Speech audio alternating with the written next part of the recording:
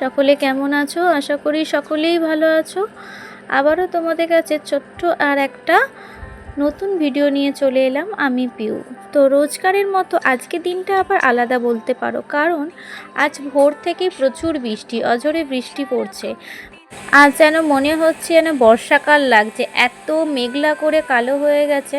এখন কিন্তু ঘড়ির কাঁটায় বাজে কিন্তু সকাল 7:30, আর পুরো অন্ধকার হয়ে রয়েছে। কিন্তু আকাশ ভালো থাকলে এখন কিন্তু রোদ ঝলমলে আকাশ থাকতো।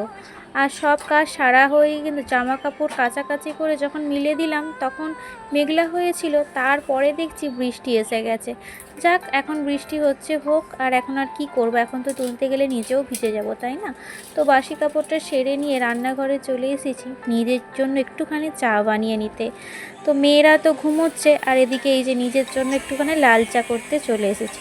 তো চাটা ঝটপট করে বানিয়ে নিই, চাটা খেয়ে নিয়ে আবার রান্নার দিকে যেতে হবে, কারণ রান্নার জোগাড় করা বুঝতেই পারছো যে সব কিছু নিজের হাতে। তো মেয়েরা এখন ঘুমোচ্ছে, আর এই দেখো চারিদিকে দেখেছো বৃষ্টি পড়ছে, আকাশের ওয়েদার দেখেছো? তো তোমাদের ওখানে কাদের ওখানে বৃষ্টি হয়েছে একটু কমেন্ট করে জানিও তো। আর যেহেতু মেয়ের আগের ভিডিও দেখেছো শরীর খারাপ, তো আজকেও স্কুল পাঠাবো না, তার উপর তো বৃষ্টি হচ্ছে, আরোই পাঠাবো না স্কুল। তো মেয়ে ঘুমোচ্ছে, আর আজকে আর ডাকিনি এত তাড়াতাড়ি, একটু পরে ডাকবো। চাটা খেয়ে নিই তারপরে ডাকবো, কারণ হচ্ছে আগের দিনে রাত্রিবেলা শরীর খারাপের জন্য সেরকম রাত্রিরে কিছু খাইনি। তো উঠিয়ে বলেছি যে ব্রাশ করে নিয়ে একটু শুকনো মুড়ি দেবো। তো এই যে চলো, আমার চা তো হয়ে গেছে, চলো চাটা খেয়ে নিই।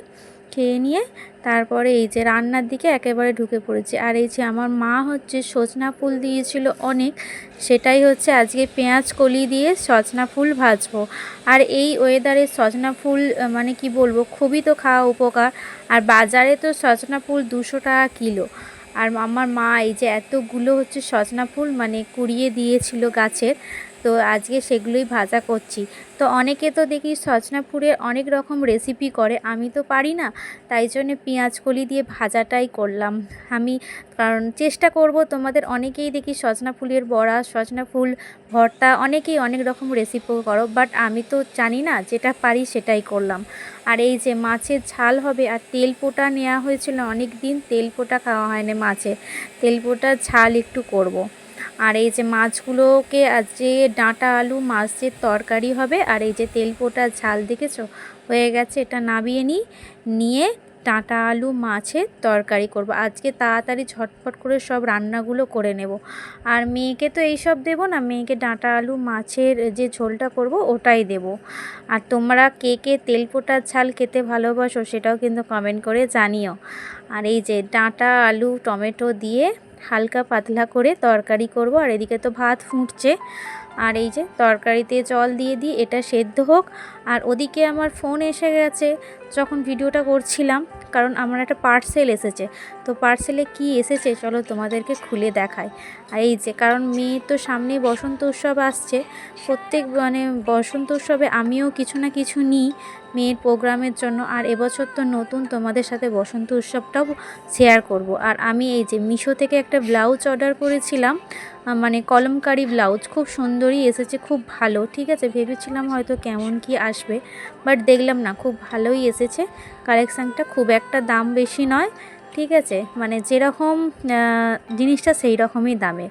তো যাই হোক, চলো, তোমরা তো এটা দেখিয়ে দিলাম, তারপরে স্নান করে চলে এলাম, এসে কিন্তু পুজোটাও করে নিচ্ছে। এখন কিন্তু বেশি বেলা হয়নি, বেলা কিন্তু 11টা বাজে। আমার কিন্তু সব কাজ কমপ্লিটও হয়ে গেছে, স্নানও হয়ে গেছে, আর বিছানাটা ক্লিন করতে বাকি ছিল সেটাও করে নিলাম।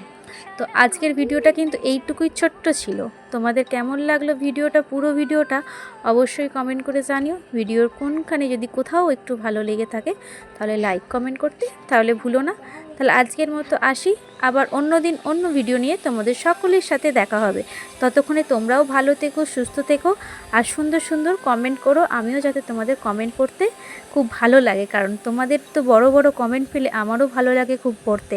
তো জানো আমার ব্লগে তো তোমাদের কমেন্টগুলো পড়ি, রিপ্লাই করি, তো সেই রকমই প্লিজ তোমরাও কমেন্ট করো, আর পারলে ভিডিওগুলো একটু শেয়ার করো। ঠিক আছে, চলো আজকের মতো সকলকে টাটা, বাই বাই, আজকের মতো বিদায় নিলাম, ভালো থেকো।